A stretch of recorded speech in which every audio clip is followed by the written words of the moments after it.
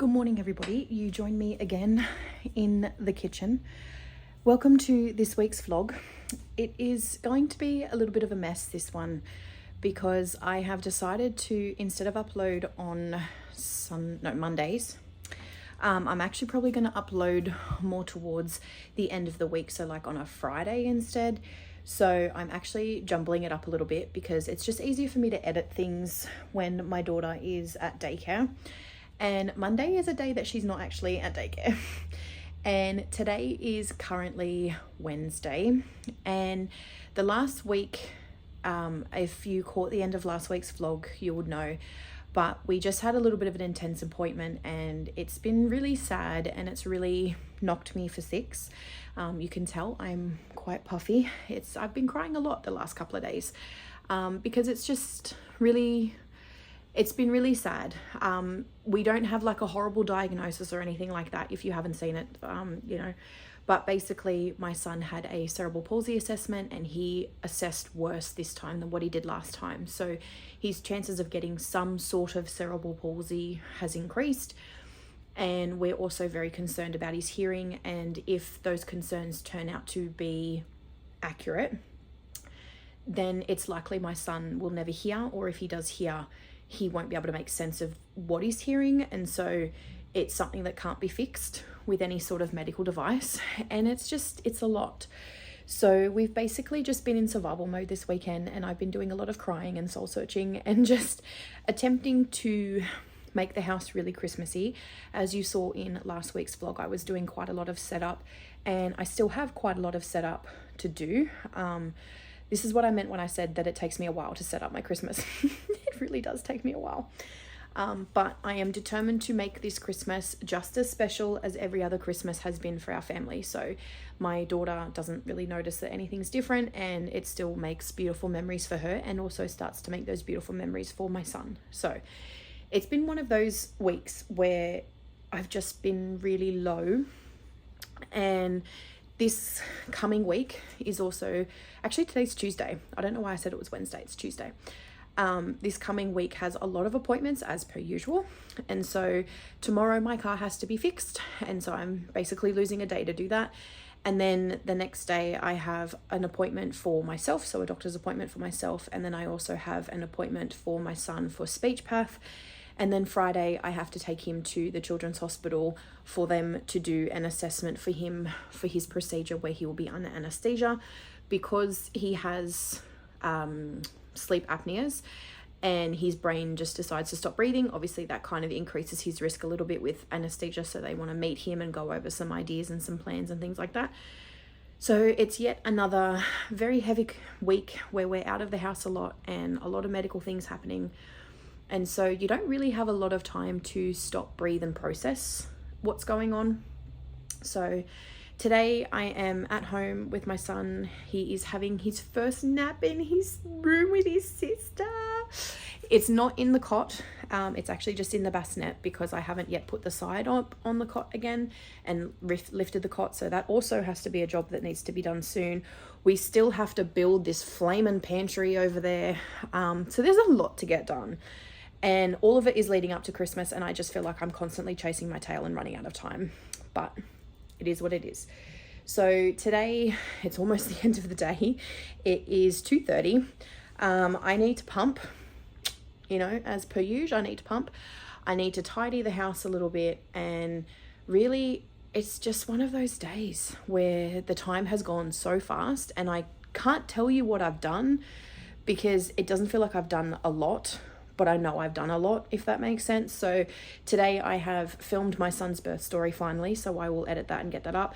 I've done a little bit of work for some clients. I have done 3 loads of washing and hung those out and brought in some other loads of washing. I have taken care of my son and pumped and fed him and got him down for a nap because he's going through a phase where sleeping is for the weak, so he doesn't want to do it. And so the day has gone really, really fast. But I basically need to just sort of hightail it for a few more hours to get a few things done a few more decorations up, and then that way I will call the Christmas decorating quits. I am still trying to figure out whether or not I want to get a real tree this year or whether I just want to use the fake tree that I have. Every year I've gotten a real tree, and I love the real trees. I love the smell. But the problem is that we can't get the real tree until later in December because I don't want it to die. And if I do that, then it means that we don't have a tree up for a little bit longer. And so do I just keep those decorations aside, or do I just put up the fake tree and then that way we just have a tree? I don't know. I'm still umming and ahhing about that one. But yeah, in the meantime, I need to hot foot it and do a little bit of cleanup and just sort of get a few more things out so I can actually clear my spare room, because right now my spare room is drowning in leftover Christmas decorations. So I need to just sort of make a decision about the tree and then kind of clear that room so I can tidy that up so it is ready for guests who are coming in the next couple of weeks. But yeah, that is what we're up to. I hope your week is going well, and yeah, I will just sort of take you along as I usually do and film what I can when I can. And yeah, thank you for being here.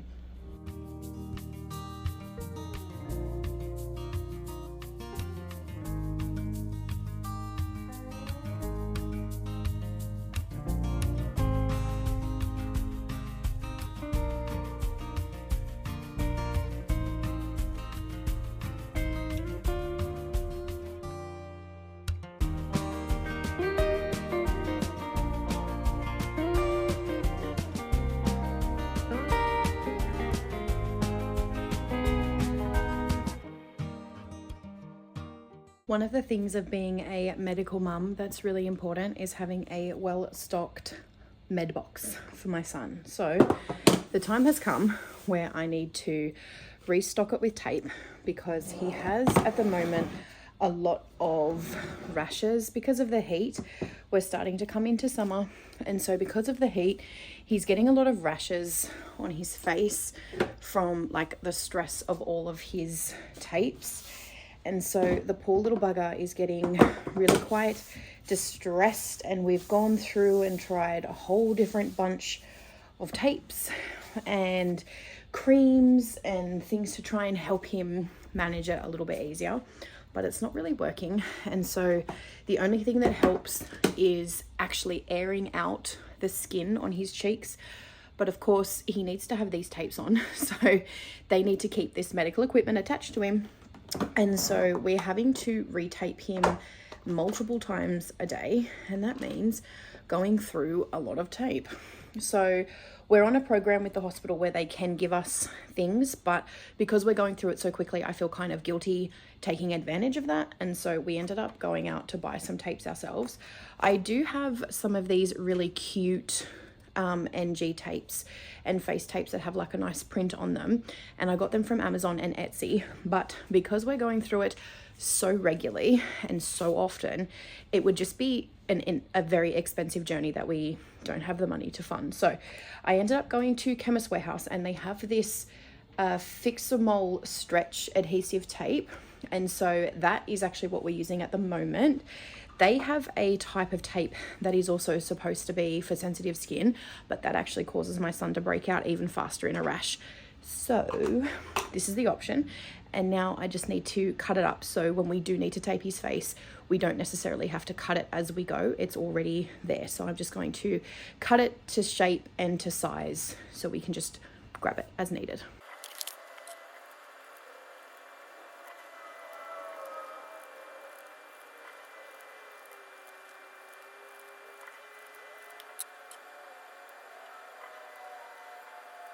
Good morning, everybody. Another day, another blue shirt in an attempt to not wear black. You join me as we are about to leave. I just need to flush my son's NG line and tube because my daughter's daycare let me know that they are running a drive for toys for kids in our local area who have to spend Christmas in hospital. And obviously I have a medically complex son, so spending time in hospital, we spent 2 months in hospital when he was born. So spending time in hospital is a personal trigger for me and really hits home. And so I thought, you know what? We are going to head out and we will get some toys for this toy drive. So I thought I would bring you along with me. We're going to get a mix of things from different ages. So we're going to get a couple of baby toys and a few things for babies, but then I'm also going to get some things for some slightly older kids. So like coloring in books and pencils and books to read and dress up things, maybe some Play-Doh. I'm really going off the list that was provided by the charity drive and what they want. So I thought I would bring you along with me. So let's go. It is only 10 o'clock and I feel like it's already got to be at least 5 p.m. today. It has been one of those days. So I did do a little clip before this one, obviously, that you would have seen, where I was talking about going to do some shopping for a charity drive for kids in hospital that my daycare had sent an email about yesterday. I did do the shopping. I will insert what we ended up getting here just over the top, because I couldn't actually film it because we were cutting it really close to going to get my daughter. So I just kind of had to like bang, bang, bang, bang, bang and smash it out. But we dropped it off this morning and the daycare was very grateful.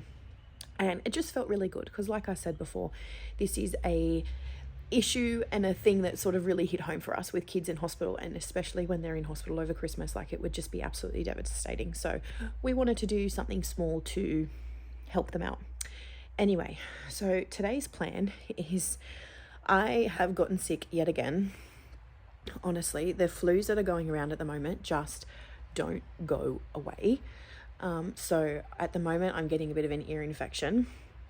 It's really not fun and I need to pump. I have some work to do, and then this afternoon we have an appointment with my son at the Children's Hospital to go over the plan for next week when he's having his little procedure that could turn into a surgery if they find something that they can fix for him. So they need to meet him first because he has apneas, and so him going into anesthetic could potentially be a higher risk than normal.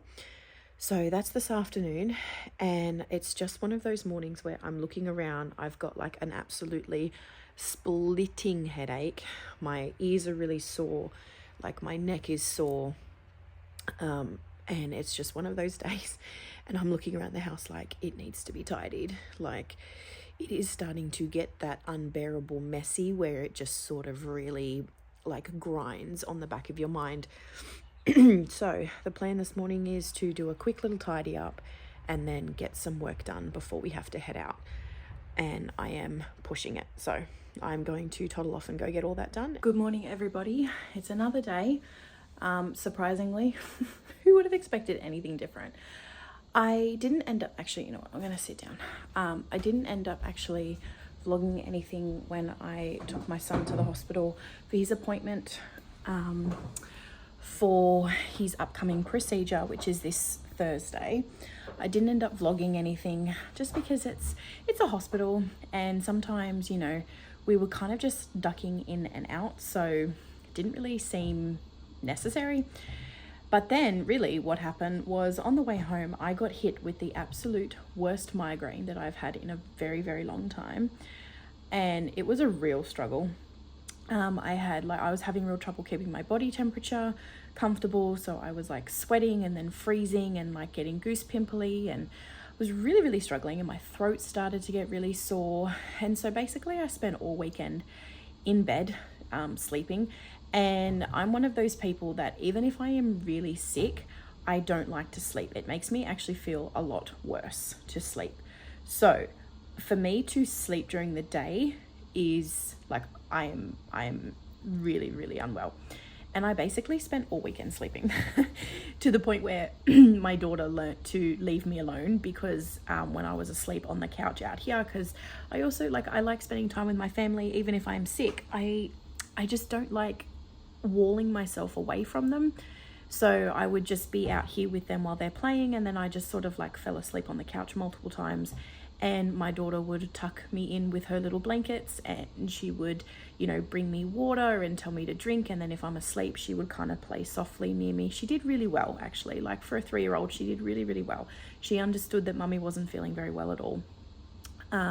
I didn't get a chance to go out to the doctors. I do have a doctor's appointment today that I'm just going to get her to check because I still have a bit of a headache, and really more than anything, I've got a really sore neck still. Like I feel like I've been choked, and it's like feels really bruised down the sides. So I'm just going to get her to give me a look over and just go over a few things. But you might be able to see behind me, we built that goddamn pantry. So that is built, which is amazing. But yeah, basically I spent all weekend feeling very sorry for myself and just not doing much at all. We still haven't finished decorating the house for Christmas. I am starting to think it probably won't happen the way I normally do. Like, I normally have quite a few garlands up. I normally, like, obviously I'm just gonna adjust my grip here, sorry. Normally I have a couple of garlands up and obviously a tree. At the moment we don't have a tree. We will get a tree, don't worry. We will get a tree, but I think we're just going to pop up a fake tree this year because this year's been a lot and I'm just tired. And like, even yesterday I was planning on maybe vlogging a little bit while we just sort of did some bits and pieces around the house.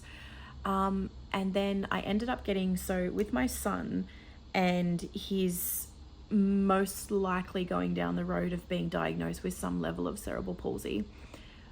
His CPA, so Cerebral Palsy Alliance team, was putting a report together for me to submit to NDIS, as he probably will need NDIS funding to support him further and get him therapies and rehabilitations and things like that. And they have to send you a report. If you follow me on TikTok, you saw my live reaction to reading that report.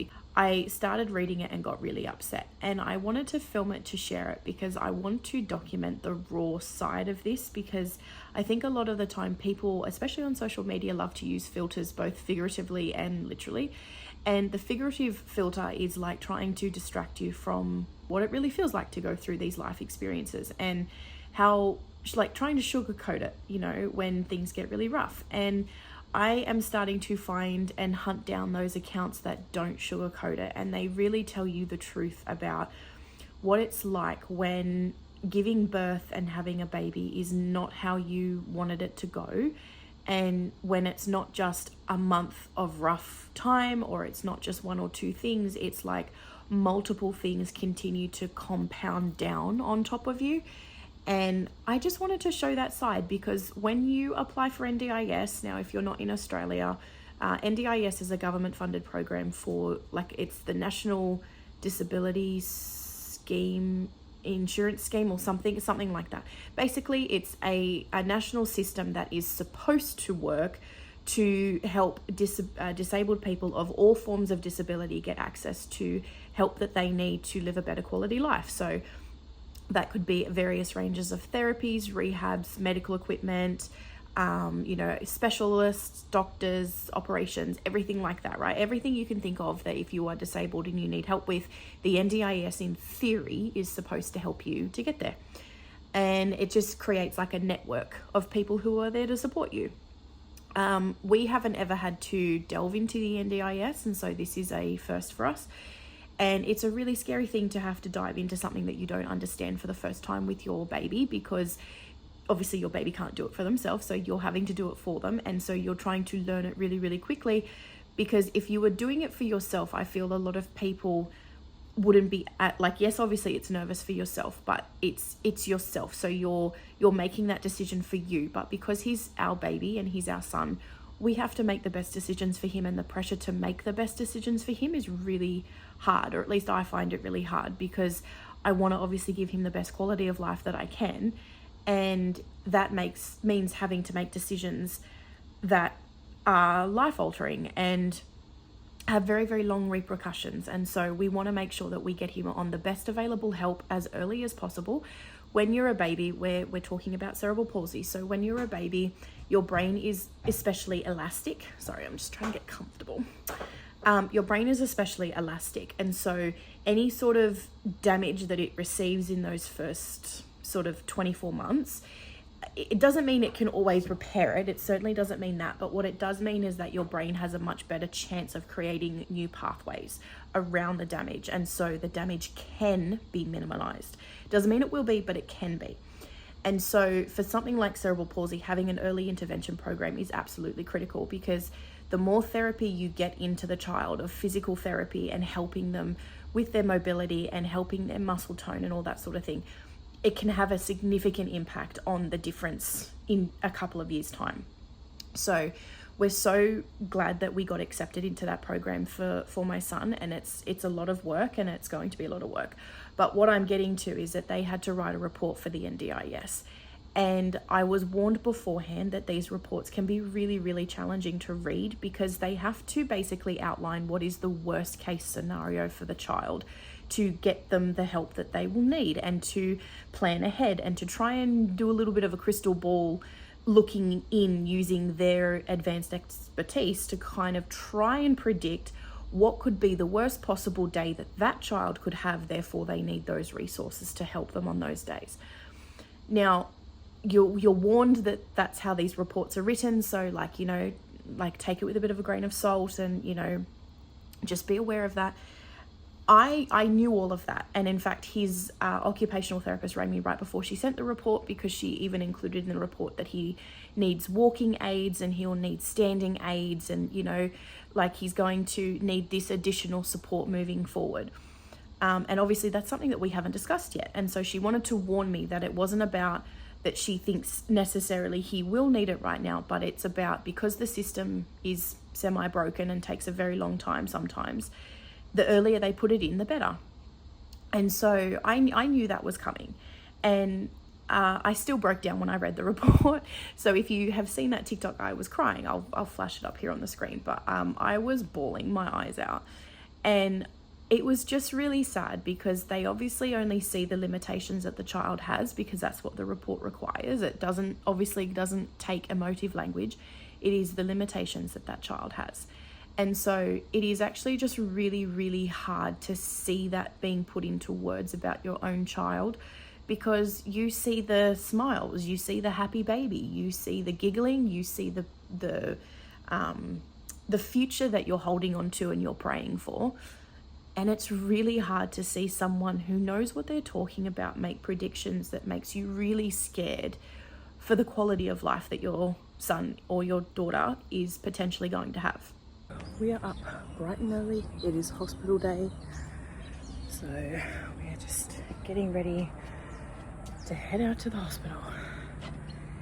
And it is one of those things that if you have ever had a child who needs a procedure, you know the nervousness of taking them in for a procedure, knowing that they're going to have anesthetic. I don't get worried about anesthetic for me. I get terrified for it for my children. I've had a lot of procedures, so anesthetic does not worry me, doesn't bother me. But for my children, I get a little bit nervous. My daughter's had to have it once, and it was fine, but you cannot describe the feeling of when they start to drift off with anesthetic. So it obviously knocks them out, and it's like holding your child and the life just disappears out of them. They go completely limp. You see the life disappear out of their eyes, because sometimes their eyes don't even close, and it's really scary. Luckily they warn you about it, but it's still really scary. So we are doing the final checks and balances, getting the car ready to go and head in. It's a hard day today for my mama heart. My mama heart is like, please be okay.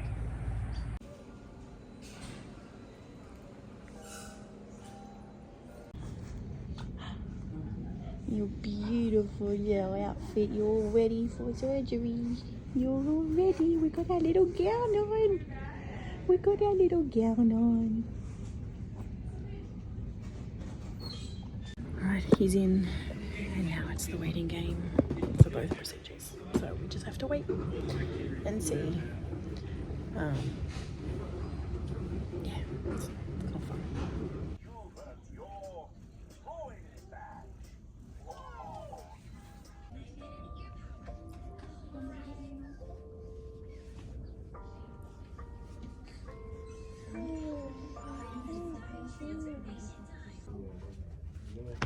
I know it's a bit frustrating, isn't it?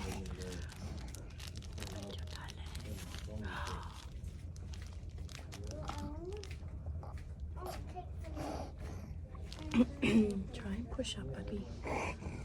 That's it.